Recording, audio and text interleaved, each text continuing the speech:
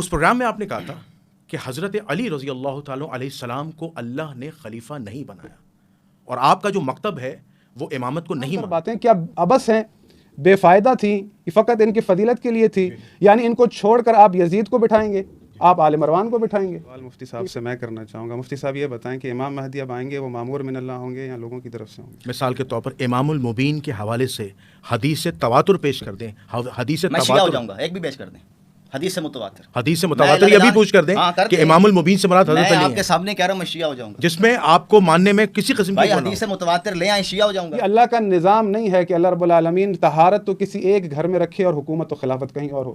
یہ اللہ رب العالمین کا نظام نہیں ہے کہ اللہ رب العالمین مودت تو کسی ایک گھر کے لیے واجب قرار دے اور حکومت و خلافت کہیں اور ہو۔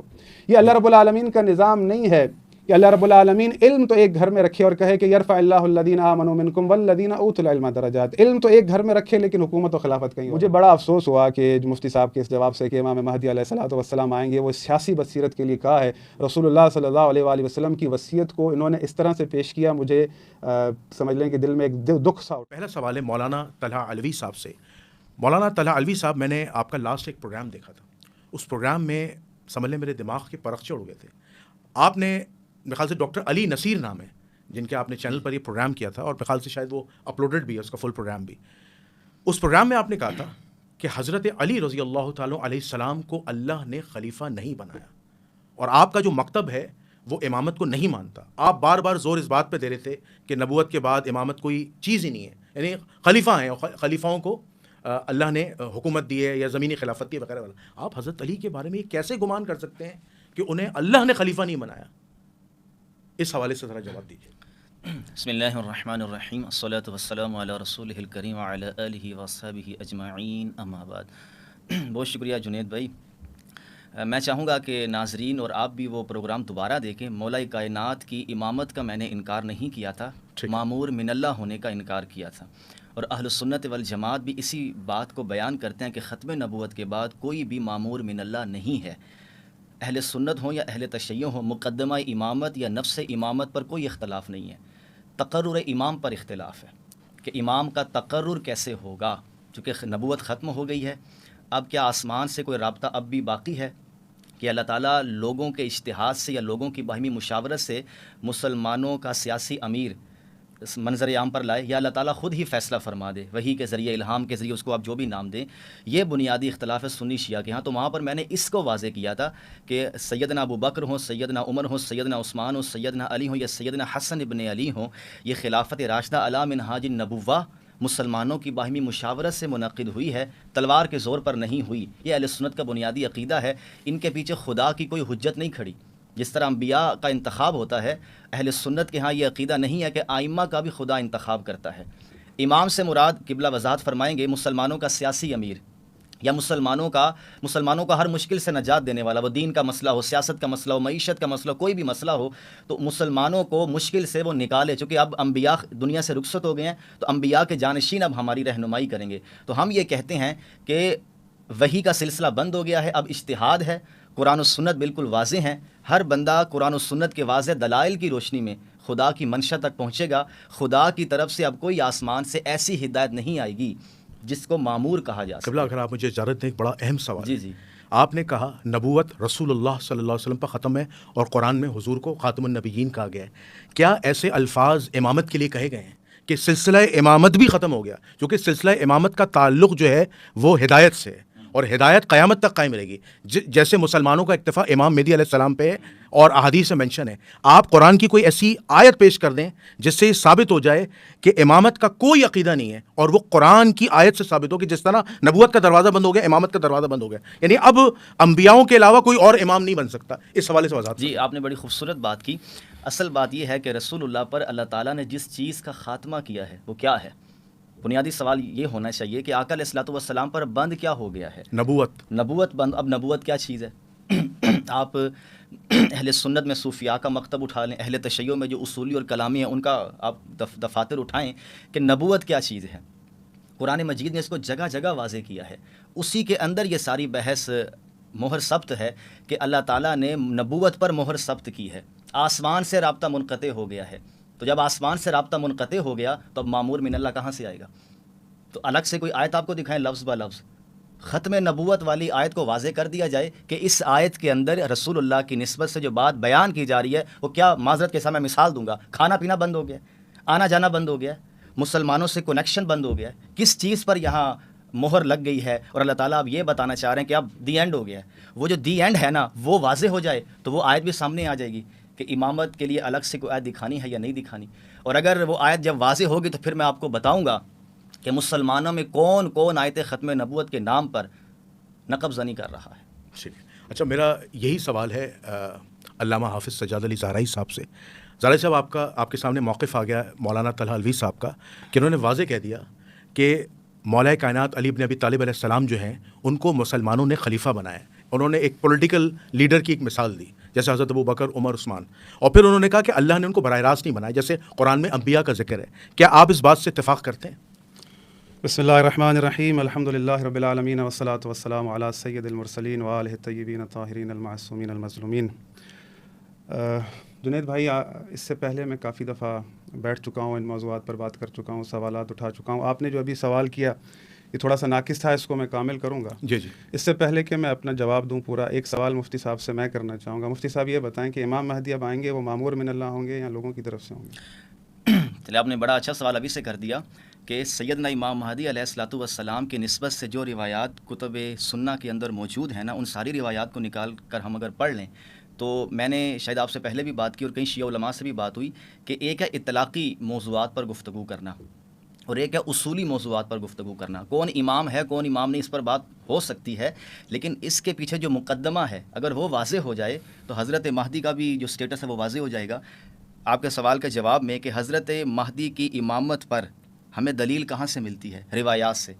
اہل سنت والجماعت کا متفقہ نظریہ ہے، ابن حزم کے استثناء کو چھوڑ کر کہہ رہا ہوں، کہ اخبار احاد ظن کا فائدہ دیتی ہیں اور مہدی علیہ السلام کی نسبت سے ساری روایات اخبار احاد ہیں. تو یہ کوئی عقیدے کی چیز نہیں ہے. آقا علیہ الصلوۃ والسلام نے قرب قیامت اپنے خاندان کے افراد میں سے ایک فرد کی سیاسی بصیرت کو بیان کیا ہے. ہم اس روایت کو یوں دیکھتے ہیں. مطلب وہ اللہ کی طرف سے نہیں ہوں گے نا؟ کسی حدیث میں نہیں ہے. اچھا ٹھیک ہے، صحیح ہے. میں ان کا جواب جاننا چاہ رہا تھا. چلو اچھا ہوا، ایک چیز بات ہے. دیکھیں بات یہ ہے کہ اللہ رب العالمین کا جو دین ہے وہ کامل دین ہے بے شک، اور اس نے فرمایا کہ ان الدین عند اللہ الاسلام، اور اللہ رب العالمین نے اس دین کو ہمارے لیے چنا ہے اور مہر لگائی ہے الیوم اکملت لکم دینکم واتممت علیکم نعمتی ورضیت لکم الاسلام دینا، کہ آج میرا دین تمام ہو گیا اور میں نے تم پر تمام نعمتیں تمام کر دی اور میں دین اسلام پر تم سے راضی ہو گیا.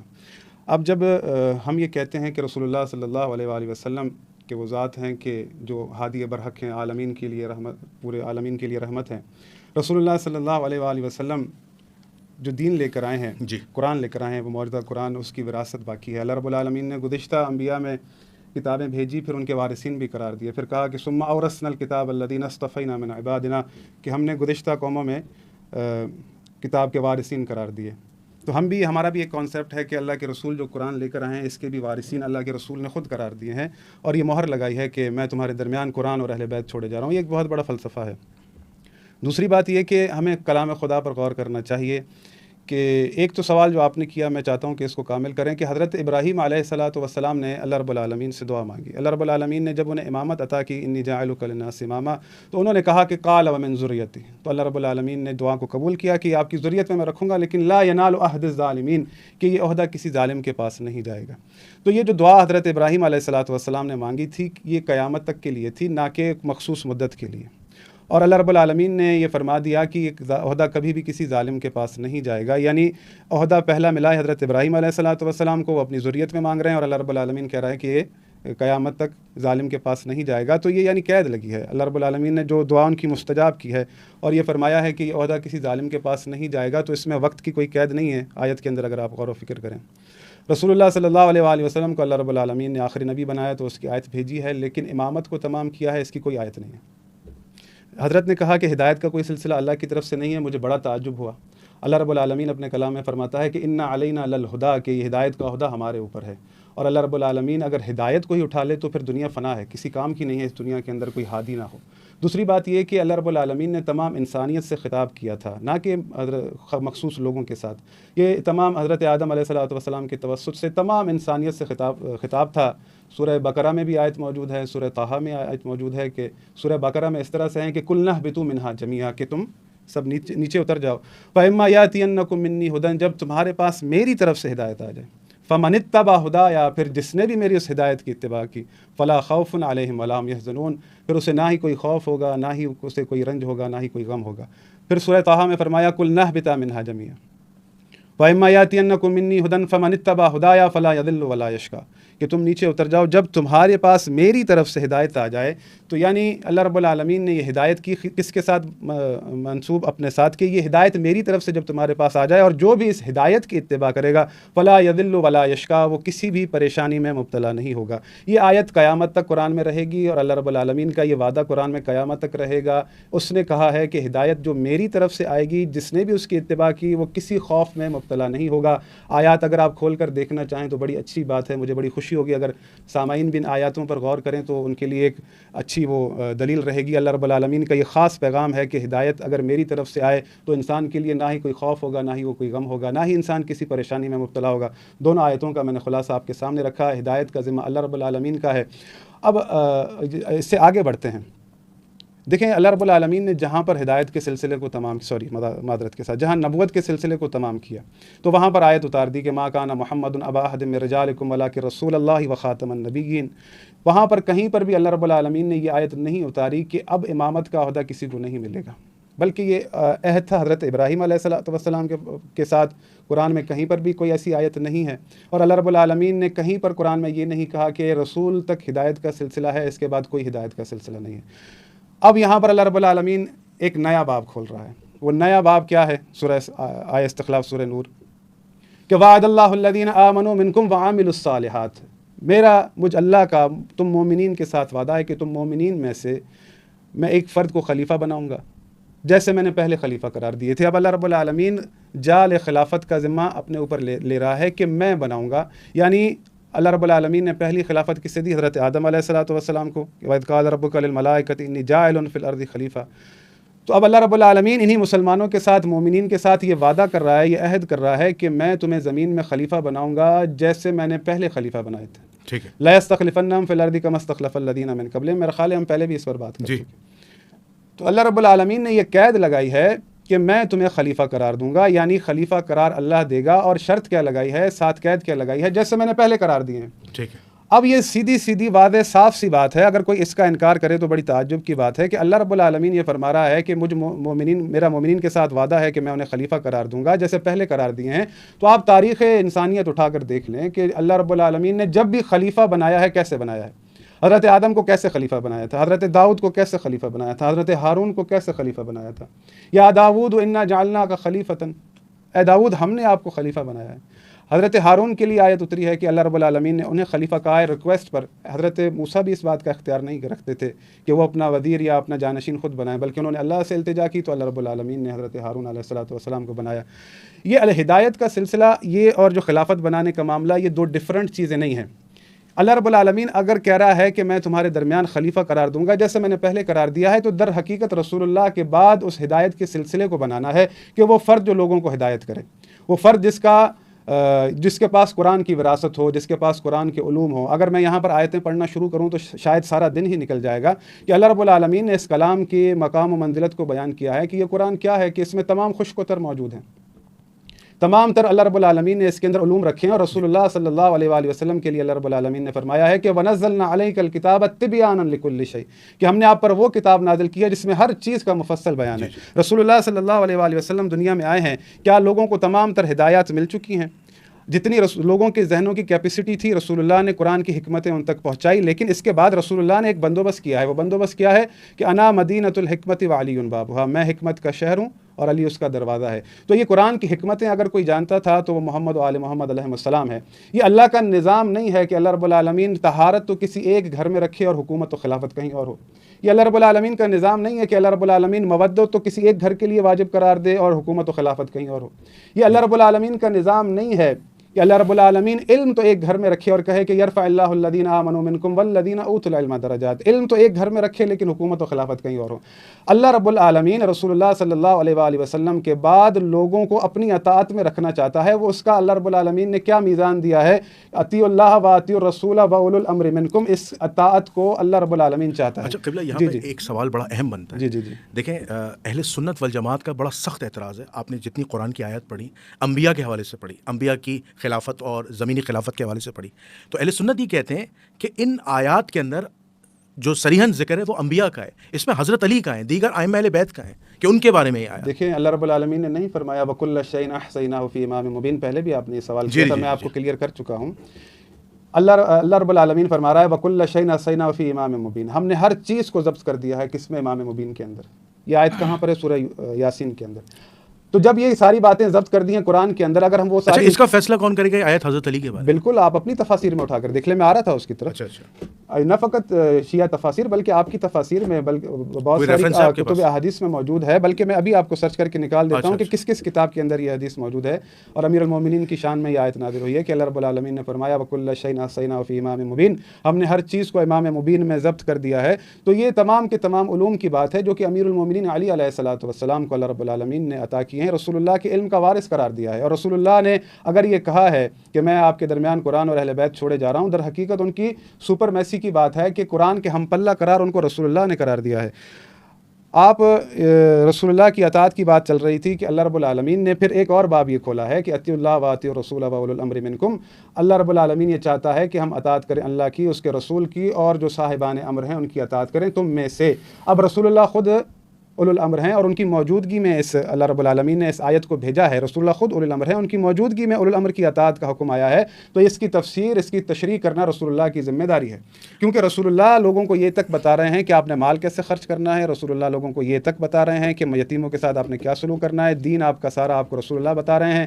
تو یہ ممکن نہیں ہے کہ اب اللہ رب العالمین جس کی اطاعت کا حکم دے رہا ہے، دیکھیں یہ اطاعت پاک و پاکیزہ اطاعت ہوتی ہے اللہ کی، اور اس بات سے آپ اپنی جان نہیں چھڑوا سکتے کہ اگر وہ کوئی اچھا کام کرنے کو کہے تو اطاعت کرو، اگر کوئی برا کام کرنے کو کہے تو اطاعت نہ کرو، تو در حقیقت اللہ رب العالمین نے پھر آپ کو منجدار میں پھنسایا ہوا ہے۔ اللہ رب العالمین کا یہ قانون نہیں ہے، یہ اللہ رب العالمین کا تقاضا ہے کہ رسول اللہ کے بعد ان کی مسند پر وہ شخص بیٹھے جس کے پاس تمام کے تمام علوم ہوں، جو گناہوں سے دور ہو، جو معصوم ہو۔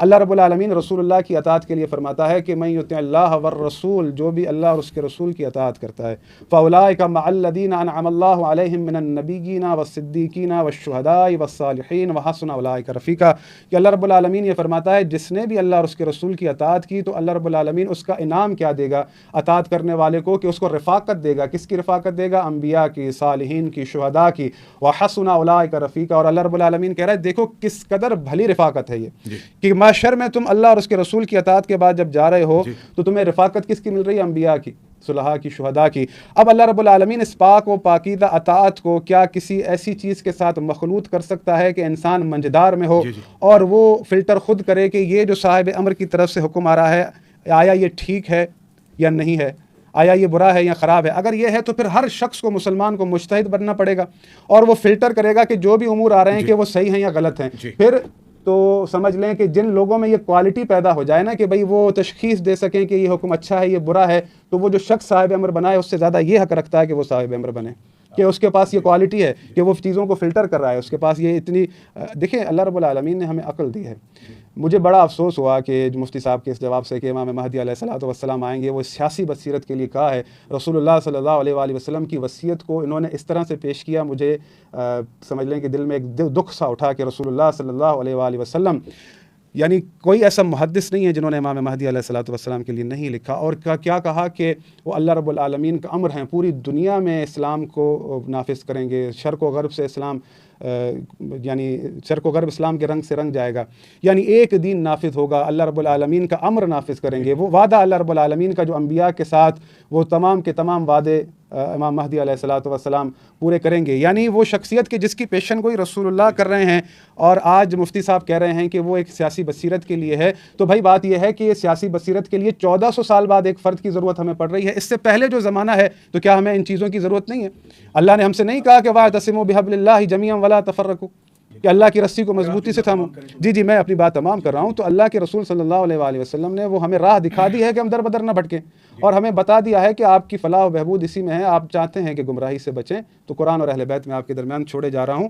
تو اللہ کے رسول صلی اللہ علیہ وآلہ وسلم نے اگر امیر المومنین علی علیہ الصلوۃ والسلام کو فقط ذوالعشیرہ دعوت ذوالعشیرہ کے اندر ہی ان کی خلافت کا اعلان کر دیا تھا، اور غدیر میں ان کا نامینیشن کا اللہ کے رسول نے اعلان کیا ہے، اور یہ فرمایا ہے کہ من کنت مولا فہذا علی المولا، جس کا میں مولا ہوں اس کا علی مولا ہے. امام حسن و حسین کے لیے اللہ کے رسول نے کیا کہا؟ یہ تمام تر باتیں کیا ابس ہیں، بے فائدہ تھیں، یہ فقط ان کی فضیلت کے لیے تھی؟ یعنی ان کو چھوڑ کر آپ یزید کو بٹھائیں گے، آپ آل مروان کو بٹھائیں گے، کہ پھر یہ سیاسی بصیرت ان کی طرف لے جائیں گے؟ تو پھر اس حساب سے امام حسین کو، امیر المومنین کو، امام حسن کو کوئی سیاسی بصیرت تھی ہی نہیں، یہ باقی لوگ زیادہ حق رکھتے تھے.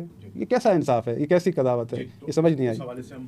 اچھا، آپ نے علامہ حافظ سجاد علی زہرائی صاحب کا تو کمپلیٹ موقف دیکھ لیا. تو انہوں نے مختلف بات کی ہیں. انہوں نے کہا ہے کہ جو قرآن مجید میں جو آیات ہیں اس میں سلسلہ جو امامت ہے، سلسلہ امامت پر مہر نہیں لگی، سلسلہ امامت اور ہدایت کا سلسلہ جاری رہا. اس میں سب سے بہترین انہوں نے مثال دی قرآن مجید کی آیت سے ابراہیم علیہ السلام کی اور ان کی دعا کی کہ ان کی اولادوں میں بھی امامت سلسلہ چلے اور لوگوں کے لیے ہدایت بنے. دوسری بات وصیت کے اعتبار سے کہ وصیت کو اہل تشیع مانتے ہیں، آپ لوگ وصیت کے انکاری ہیں، جس کی وجہ سے امام مہدی کی شخصیت کے متعلق بھی آپ نے کہا کہ آپ انہیں سیاسی شخصیت مانتے ہیں، پولیٹیکل لیڈر مانتے ہیں. پھر آپ کے سامنے دو چیزیں علامہ صاحب نے مینشن کی آیت استخلاف کے حوالے سے کہ ائمہ اہل بیت علیہ السلام کے شان میں، اور پھر امام المبین کے حوالے سے جو انہوں نے قرآن کی آیت پڑھی کہ یہ حضرت علی علیہ السلام کے لیے مخصوص ہے. اس حوالے سے آپ کا کیا موقف ہے؟ ماشاء اللہ قبلہ نے کافی آیات تلاوت کی ہیں. یہاں پر بنیادی سوال ہی میں رکھوں گا. ہمارے ہاں 1200 سال سے مسلمان امت، شیعہ ہوں یا سنی ہو، تفاسیر کے اندر چند ایک تفاسیر کو چھوڑ کر میں عرض کروں گا، خدا کا مدعا آج تک واضح نہیں ہو سکا. ہزاروں ہم آیتیں سنا دیتے ہیں اور اس کے کانٹیکس میں اور بھی بہت سی چیزیں لے کر آ جاتے ہیں. قبلہ نے بھی خدا کے مدعا کو واضح کیا، خارج سے ایک دلیل دی ہے، ایک روایت جو بعض محدثین کے نزدیک ثابت بھی نہیں ہے.